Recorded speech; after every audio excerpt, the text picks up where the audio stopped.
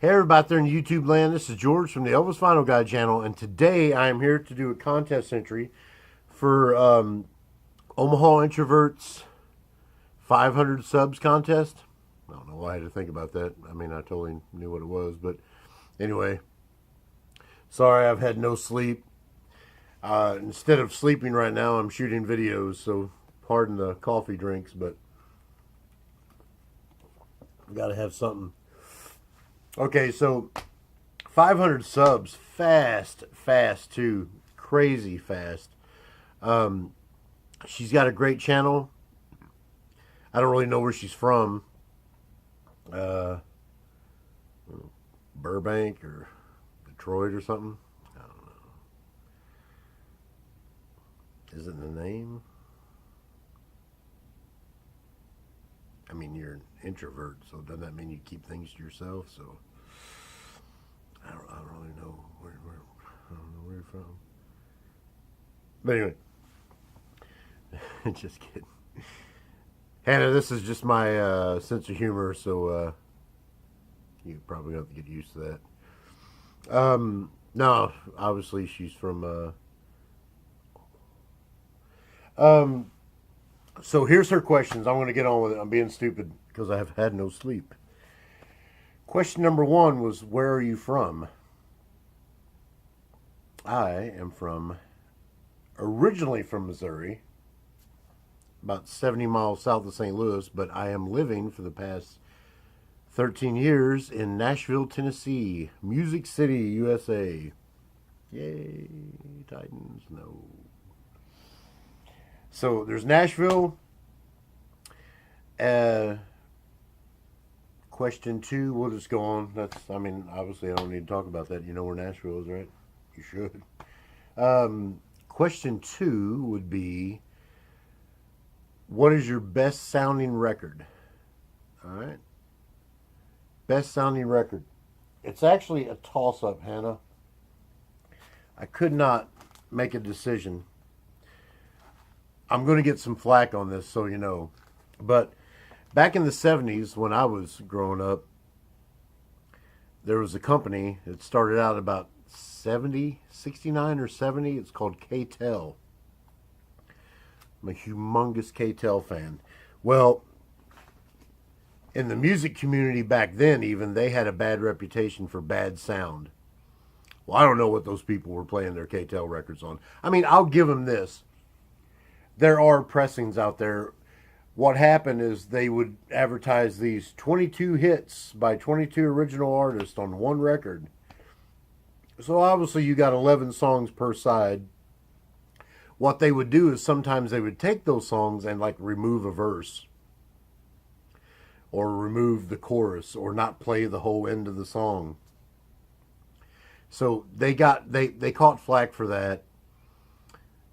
But other than that, I thought their sound quality was great.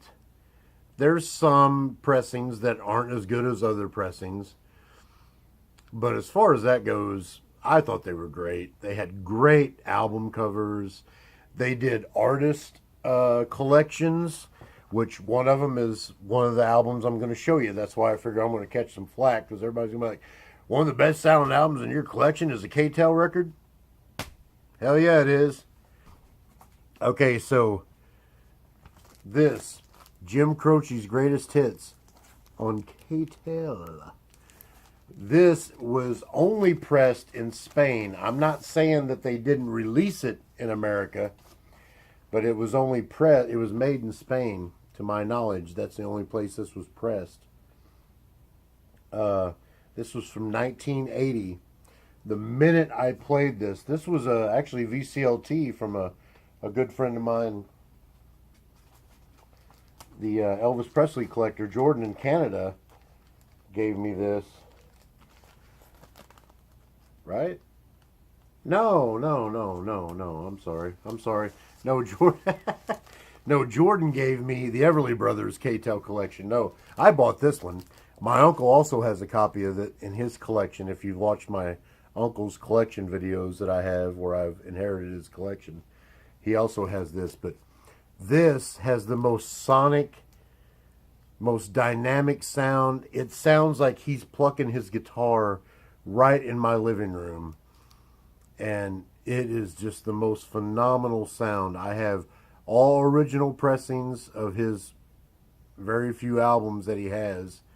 The greatest hits compilations that came out, his Don't Mess Around with Jim album. None of them hold a candle to this album. None of them hold a candle to this album. I've played them all back to back. Operator on this album sounds better than you will ever hear it unless they release it on Blu-ray audio. This is the best I've ever heard. However, I can't make a decision because this is the best Beatles album I've ever heard. Hands down. This Japanese press of Abbey Road just sounds absolutely phenomenal. I'm collecting all the Japanese Beatles pressings because I love them. I have the White Album, Abbey Road, and what else? Sgt. Pepper's, right? Yes. Sgt. Pepper's. All in this Flag series. This is called the Flag series. See how they're numbered? This is number 9. Abbey Road is number 12. The White Album is number 10. So I have 9, 10, and 12 at the moment. My next purchase is going to be Let It Be, just because it's one of the albums I don't have, period. My Beatles collection is not the biggest in the world. What I do have is I have, well, what am I doing getting off on the Beatles anyway? That's another video. But yeah, so Abbey Road and Jim Croce's greatest hits on KTEL. Next question was, oh my God, what is it? See, Where Do You Live? Best sounding album. Oh, the genre. Yeah, worst genre, or not genre. Worst decade. The one we're in right now, hands down. I'm a product of. I was born in '72, but I should have been born in '52. I love the '50s. Now, if you want to count like the '40s and '30s and stuff, I don't. I mean, I like swing music. I like Frank Sinatra, even old Frank Sinatra when he first started out. I mean, it's not as good as, when he got older and stuff, but like Nice and Easy and all that stuff, it's not as good as those albums, but I still like that. I don't really hate it. I'm going to stick with my answer, this decade. God, I hope I'm not forgetting anything. Okay, there's here we go. Where Are You From? Best sounding album. Worst decade. 5 psych albums. And then the cat thing, right? All right. So the psych albums. I'm not a big psych guy. So I just picked some like 5 rock albums. I didn't pick any Elvis stuff because I'm not trying to throw that on anybody. Obviously I could pick 5 the best Elvis albums that I think anybody should own, but that's my opinion. The Velvet Underground, the Andy Warhol album, their debut album, basically. The Velvet Underground and Nico, produced by Andy Warhol. Of course, this is a pillable reissue on Verve Records. Outstanding album. Absolutely love this album. The Trout. Sorry, my copy's in pretty bad shape, but this is really good. It's psych slash country slash bluegrass slash rock. It's really ridiculous, really. I mean, you just need to get a copy of this and listen to it. If you don't like it, you can take it back for trade, but I really like this. The Trout. It's really good. I believe this is from '69. Of course, there's no date. No date. It was on MGM Records. I want to say it's 69. It could be 70, 71. But yeah, The Trout, self-titled debut album. Blues Image, another great album. I love this album. I can play this all day. I don't have any of their other albums, but Take Me to the Sunshine, Leaving My Troubles Behind, Outside Was Night, Lay Your Sweet Love on Me, Do You Have Something to Say, Lazy Day Blues, Yesterday Could Be Today, Reality Does Not Inspire. This is on Atlantic. This is from 1969. I'm just going to touch on something real quick. You're not going to see Jimi Hendrix in this. I don't know. I don't label Hendrix as psych. He was a rock guitarist. I don't really label him as psych, though. I mean, most of these people aren't psych either. It's just, I see a lot of people displaying Jimi Hendrix, and I don't know. Maybe I don't think Hendrix is psych. I just think he's hard rock. Really good hard rock. I'm not taking anything away from him, but anyway. Steppenwolf, Monster. What a killer album. If you can't find Monster, at least find the second. This is the album that spawned Magic Carpet Ride.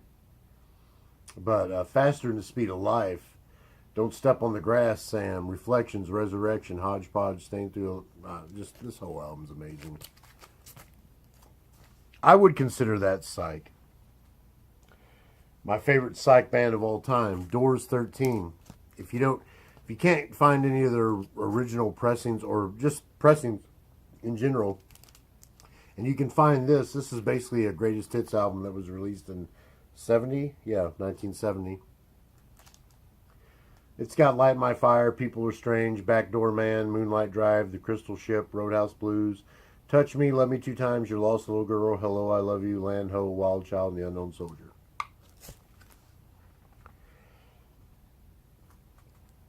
Five-Man Electrical Band, great album, Goodbyes and Butterflies. Of course, this is the album that spawned the song Signs. You know, signs, signs, everywhere signs. It's a great record. And probably the greatest psych album of all is The Doors' Strange Days. This is a mono pressing. Still in the original shrink. This is my baby. This is what I hold most dear in my collection.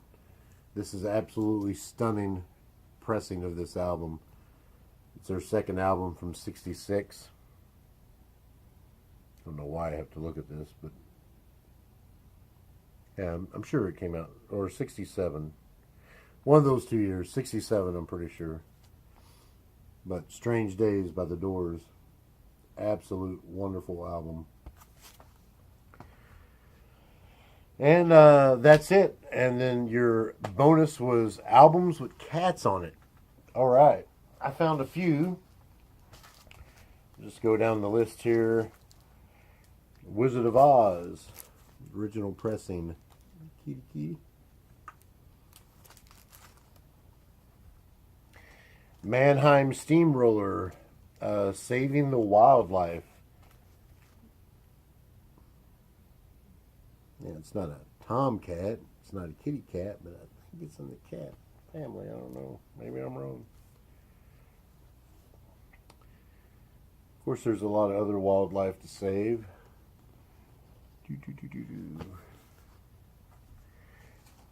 Then you got Alice in Wonderland. Now, this is a psychedelic cover. But there's your little kitty.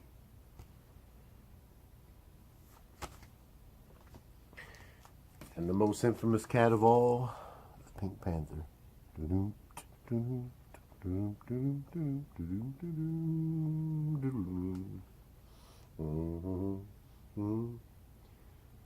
then on the inner sleeve, there he is again.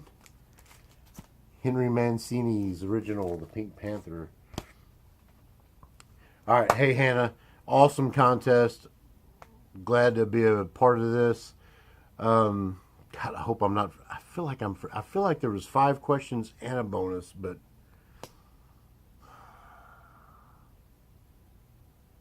Oh well. If I missed one, I missed one. If you let me know, I'll just film another video with that one question on it to add, and maybe I can get my points. Whatever. I'm just doing it to support you, Hannah. You and Chris. God, I hope that's his name. Just had a birthday recently. But anyway, you guys got a great channel. I love seeing the stuff that you're getting. And keep it up. Awesome. Rock on. Later, VC.